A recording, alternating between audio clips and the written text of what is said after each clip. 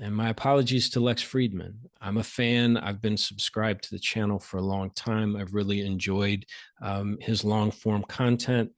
If I'm going on a long drive, Lex Fridman might be one of the first places I go to see if he's got, something new there that I want to listen to as I'm driving. But his choice to give Tucker Carlson 3 hours recently, on the heels of this, you know, propaganda piece that he did with Putin. Um, I want to push back on that. I want to call bullshit. I want to say that that's a bad choice.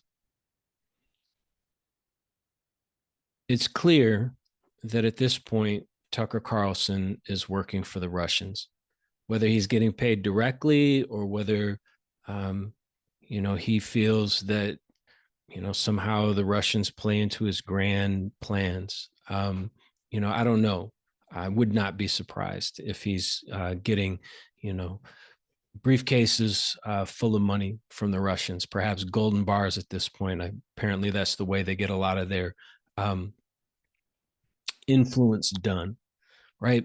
But it's abundantly clear that Tucker's in the pocket of the Kremlin. And for somebody with integrity like Lex Fridman to give him a platform, just a couple weeks after this propaganda piece that he's done in the Kremlin, uh, after the horrors of the last 2 years in Ukraine, and then after, you know, ruining the one chance that Russia had for democracy and installing himself as a de facto dictator.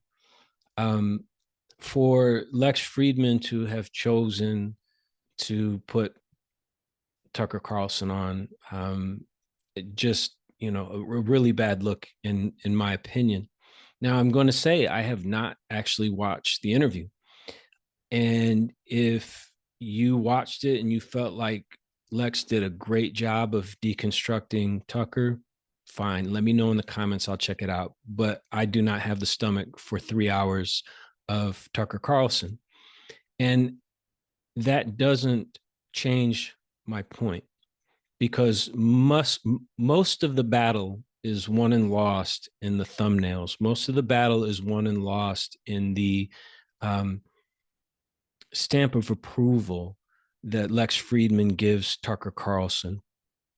Most of the battle is won and lost in the first 2 minutes of the podcast. And so, for a certain type of the population that engages in willful ignorance, at some level, they know they're ignorant. At some level, they know that they're being propagandized to, right? And they're complicit in that. And they know that there's this horrible, unjust, unnecessary war that the Russians have chosen to engage in, that Putin has chosen to engage in. And it should offend their sensibilities as a human being, and it should offend their sensibilities as an American, but it doesn't. And when they see Tucker on an outlet like Lex Fridman, that just lets them sleep a little bit better at night. While he was on the Lex Fridman podcast, I saw it. He said there are Nazis in Ukraine on the Lex Fridman podcast. He said that the CIA is probably responsible for Navalny's death. The CIA assassinated. So fucking ridiculous. So what I'm gonna do here is just share my screen and just set this up step by step. Okay, so here's the famous interview, right? And I tried to listen to as much of it as I could, and I listened to a lot of commentary afterwards. I mean, it was incredibly boring. And one thing I will give for Tucker was he wasn't as much of a bootlick as I thought he would be, just in the sense that he laughed in Putin's face in a couple of places, and I don't know, what was behind that, but he did conduct himself in a way that at least makes me believe, makes me think, suspect that he thinks he's using Putin as much as Putin is clearly using him. All right, but here we have two known liars on screen with each other. Tucker's a known liar, and Putin's a known liar. Pathological liars. at this point. Putin is a known killer. He's a butcher. Um, is Tucker a killer? Is Tucker a butcher? I don't know. He could be if he's willing to do what he's doing for Putin. I mean, it's so overused. It's one of those things where it doesn't have any impact. But when we call somebody a Nazi, what we're usually meaning is they're displaying, or what we want it to mean is they're displaying a behavior that shows that they would have been on the side of the Nazis in 1930s, 1940s Germany, that they wouldn't have stood up to the Nazis, and worse than that, they would have been wholehearted Nazis. And that's what I see in Tucker Carlson, because the sins of Putin and the Kremlin are so severe at this point that what he's doing just shows me that, if he were in Germany at that time, he would have been full bore. Okay. So I say they're both liars. Let's, I'm just going to go tab by tab here and show you why. So here is a recent video from Tucker Carlson. And what's the title here? They're using Ukraine to sabotage a potential Trump presidency. Ooh, like they've created this bloody war and, international conspiracy to sink the potential Trump presidency. But clearly, he's on Trump's side, just as he's on Putin's side. Yeah. Except we know he's a liar. And why do we know he's a liar? Because Tucker Carlson said in his own text that he hates Trump passionately. So when Fox got sued, over the whole Dominion election voting scandal in Discovery, here's in his own words, he typed these words in a text on January 4th, 2021, 2 days before January 6th. We are very, very close to being able to ignore Trump most nights, he wrote in a text. I truly can't wait. I hate him passionately. So this is how much of a liar he is. He knows that this is out. This is common knowledge. But he's still going to shill for Trump, who, in his own words, he hates passionately. All right. Now, I want everybody to know who Putin is. I want you to know about the 1999 Russian apartment bombings, when 4 Russian apartments were bombed, killing over 300 people, injuring more than 1,000. This is right when Yeltsin was handing the power to Putin, and Putin had very low approval ratings.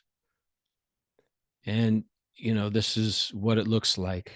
These are, that's the aftermath. I mean, that's an entire apartment block just dropped to rubble. All right. They blamed it on the Chechens, and they used it as an excuse to go to war with Chechnya, which solidified Putin's power. Problem is, there was a 5th apartment that was set to be bombed. There was a live bomb in the basement. 3 people were arrested in connection with planning that bomb, and they all turned out to be FSB agents, former KGB. So the whole thing was a KGB plot. It was a false flag operation. You can look it up yourself, Russian apartment bombings. Anybody who's anybody in this sphere knows that Putin was responsible for those bombings. This is Alexander Litvinenko. He was a FSB agent who defected. He pointed the finger at Putin for that, and this is what happened to him in return for that. This is him sick in the hospital bed, lost all his hair because they poisoned him with polonium. And we know it was the Russians because that leaves a chemical signature, a radiation signature that they were actually able to trace on the flight all the way back to Russia. All right. And so if he was just spinning tales. Why did they have to poison him? And how awful has the West been? How complicit has the West been, especially um, the British, especially London, the financial community there, all these years, allowing Russian money to corrupt when we know, right? We know this is, how things got started. The Russian apartment bombings, 300 people killed, and more than 1,000 injured of his own people, just to solidify power. And so let's bring things up to the present day. I'm just wondering where all these MAGA guys are, the sound of freedom, right? Aren't you the guys worried about child trafficking and all that? Aren't you the ones out there with the AR-15s ready to, be action heroes and spring into action? And 19,000 children have been illegally taken by Russia since the war began. They are wiping their identities. They are sending them to re-education camps. They will place them in places like Siberia. And if you think that these are going to be loving families who adopt them, no. These kids are going to be treated like slaves, and they will be abused physically and sexually. You can bet your life on it. And just so you know that this is no bullshit, wanted for crimes against children, Vladimir Putin. So the International Criminal Court has issued an arrest warrant for the leader of a major nation. Um, so, I'm just, when we got our man Tucker here just sort of softballing to Putin, let's keep in mind those Moscow apartment bombings. Let's keep in mind tens of thousands of Ukrainian children kidnapped, sent to families where, no, they will not. I mean, hopefully one or two of them will end up in a loving family, hopefully all of them, but we know that that won't be the case. They will be treated, um, like slaves. So this is the bombing of a maternity ward in Ukraine. So this is an obviously pregnant woman escaping a hospital that was bombed on purpose. Just a scorched earth, total war policy on behalf of the Russians. Um, just so we're clear on that. This is an AP article on the Novokhovka Dam that was blown up by the Russians. They claimed, maybe a couple dozen were killed. The AP has gone in and done their own assessment, and it's at least in the hundreds. The worst man-made disaster in California history was the St. Francis Dam disaster. I actually visited the site again just a couple of days ago. I watched a documentary on it last year, and I went and found it, and it's there, and it's really haunting. It's super sad. The big, huge chunks of the dam are still in the riverbed. You can go and visit. When I went just a few days ago, there was nobody there. And so the Russians blew up the dam on purpose to make things difficult for the Ukrainian army. Hundreds of people were killed, entire towns were lost. I remember reading that even Russian troops were swept away in the aftermath. So this is our KGB tool here. This is our Kremlin Putin mouthpiece. It took Tucker Carlson 73 seconds to accuse Ukraine of blowing up that dam. All right. So I just, just sort of setting the stage for who Tucker and who Putin are. All right. If anybody's forgetting, this is what Tucker Carlson is willfully, gleefully, intentfully participating in. And I can only assume how much money he is getting, through back channels from the KGB. So this is Tucker Carlson on Lex Fridman, and this is me pushing back against Lex Fridman, criticizing Lex Fridman and saying, just so you know, this is who you're dealing with, and this is what you are playing into. So this is just the opening segment. This is just the teaser. And listen to the number of lies that Tucker gets to put out there on Lex Fridman's podcast. The number of people are, oh, well, I heard it on Lex Fridman's podcast, so it must be true, or at least it's plausible. Let's listen to this ridiculousness. He said very specifically, depending on the questions you ask Putin, you could be arrested or not. And I said, listen to what you're saying. You're saying the U.S. government has like control over my questions and they'll arrest me if I ask the wrong question? Like, how are we better than Putin if that's true? Killing. Okay. How are we better than Putin? Well, I tried to lay the groundwork there. And of course, here's this guy that's a serial pathological liar who says he hates Trump and, just within the last few days, wants you to vote for Trump.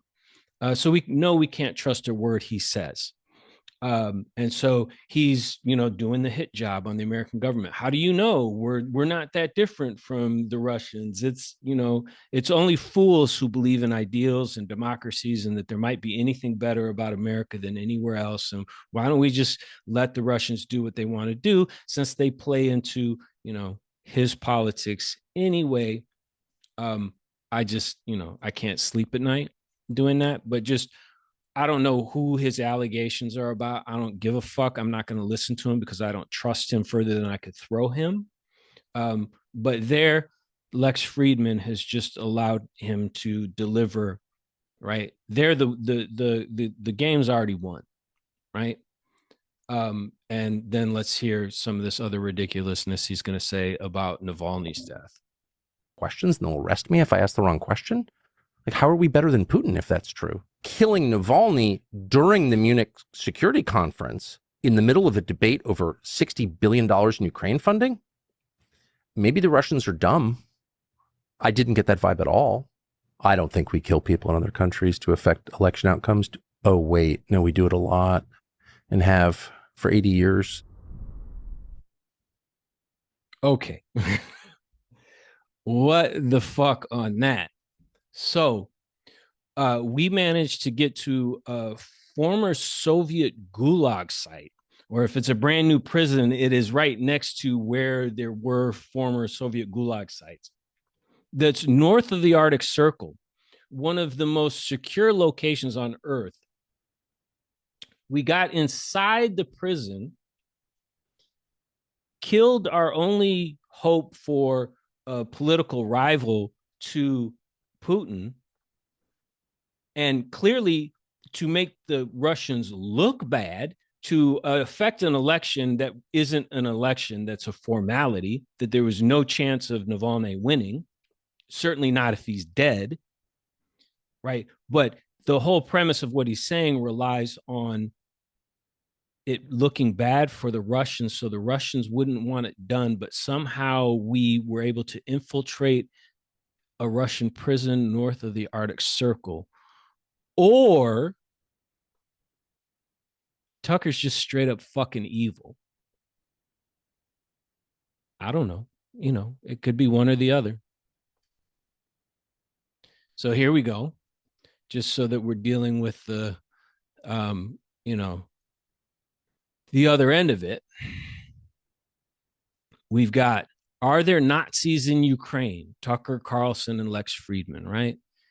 I don't know why Lex would bother with a short like that with the big swastika there in the middle and the crazy dumb look on Tucker Carlson's face. But that's all somebody has to do, is to be scrolling through and go, are there Nazis in Ukraine, and see that it's got the Lex Fridman stamp of approval. I mean, he's got a lot of integrity on his podcast. He's got a good thing going.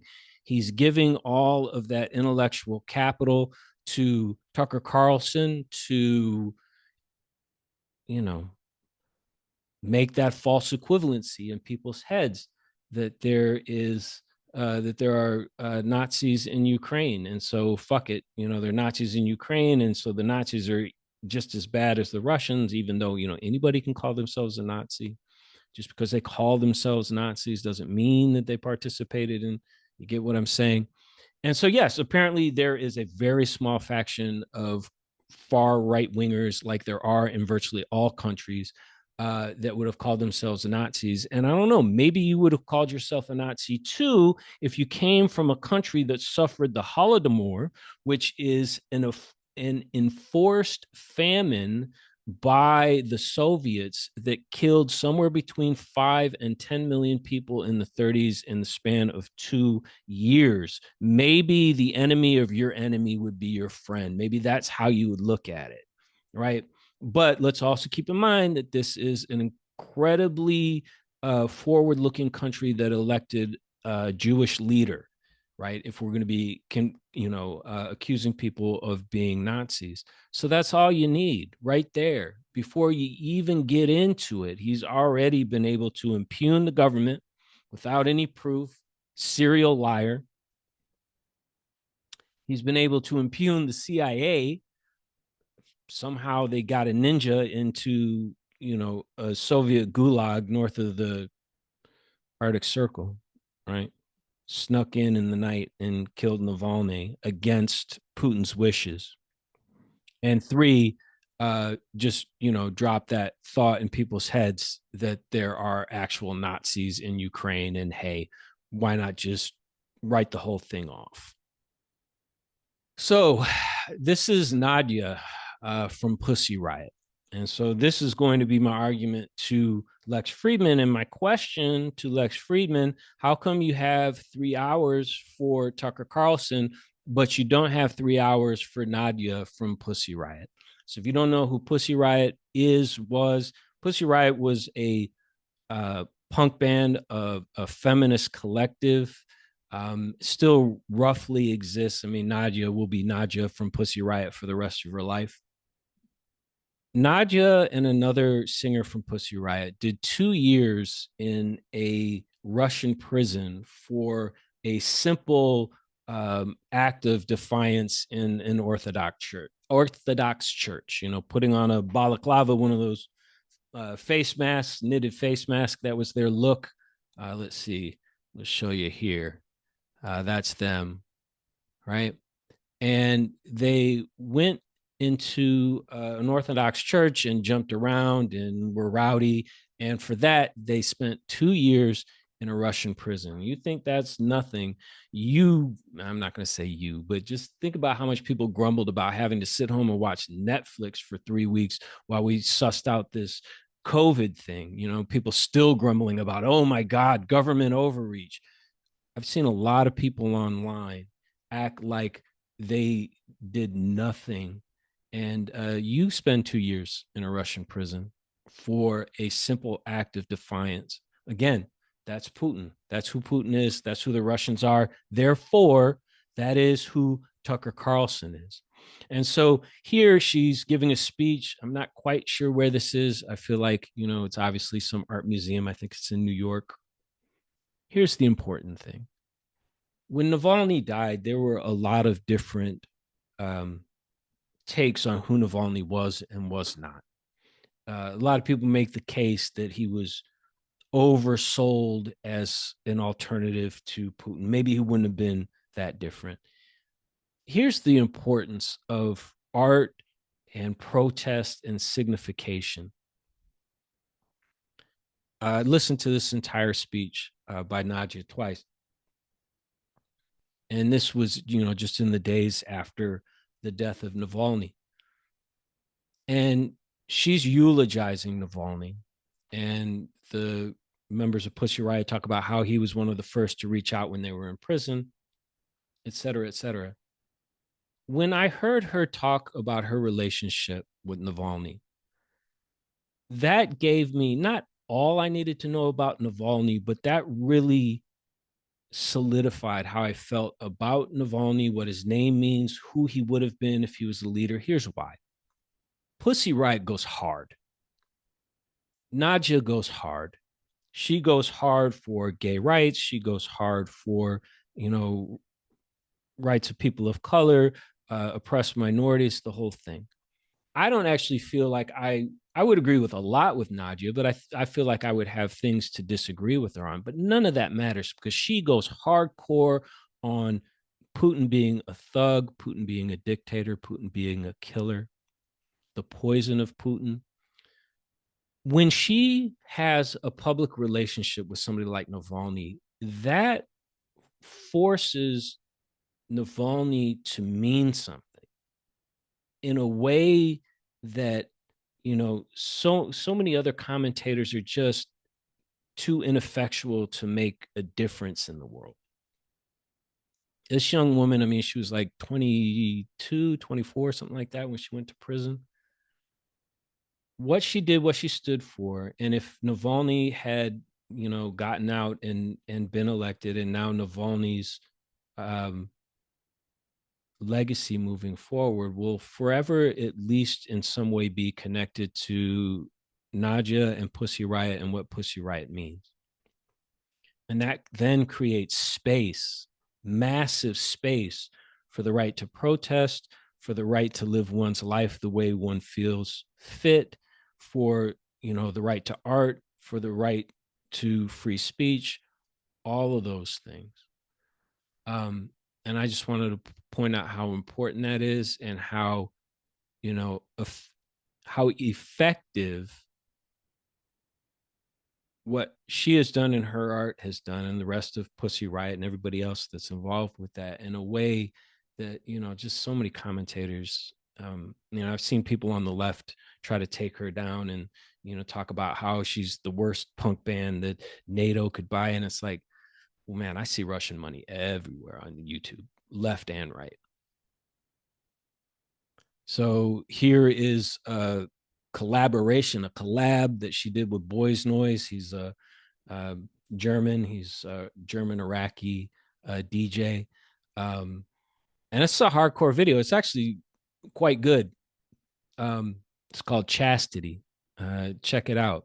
But you'll see the importance of going hard in your freedom of speech in terms of making space for said freedom of speech. Um, and you know, this is a demeaning picture, a weak picture of Vladimir Putin. And this is a country right now in Russia where you will go to jail for holding up a blank piece of paper. I don't think Tucker talked about that. All right. So that's just me pushing back. Um, Nadia from Pussy Riot does TED Talks. Nadia from Pussy Riot is gorgeous. Nadia from Pussy Riot is in a punk band named Pussy Riot. All of that is eminently clickable. She hasn't been on Joe Rogan. She hasn't been on Lex Fridman. She hasn't been on Chris Williams, this manosphere, brosphere, podcast sphere that I listen to a lot. And there's this anti-Ukraine sentiment. There's this false equivalency. There's this looking the other way when you've got a child killer, you've got a baby killer, you've got a woman killer, you know, you've got a mass murderer in Putin. Watched a little clip of Joe Rogan the other day. He was talking about prison reform. We got $100 billion for Ukraine, but we can't look. We've probably already damaged the chances of worldwide democracy for the foreseeable future. If you don't have a democracy, democracy does not come cheap. That $100 billion going to Ukraine, number one, is $100 billion that stays here in America. We send them old weapons and then we spend that $100 billion here. Very, very little of that money has actually been cash that's sent to Ukraine. But they're in the horrible trouble that they're in because they stood up to Russian tyranny. They stood up to tyranny inside their own country. It's called the Revolution of Dignity, the Maidan Revolution. It happened in 2014. Hundreds of thousands of Ukrainians came to Maidan Square and protested against the secret police. And the president, who was a Kremlin man, had to flee. And that's when, they went into his mansion and found his gold toilets in his private zoo. And oh, yeah, Paul Manafort was his political advisor. And then, of course, became Trump's political advisor. So I don't know if you have a moral compass, if you can't follow me on this and see where right and wrong is. So anyways, thank you for clicking on this video, and I would like to grow this channel. So if you like what you've heard, please give me a like and a subscribe.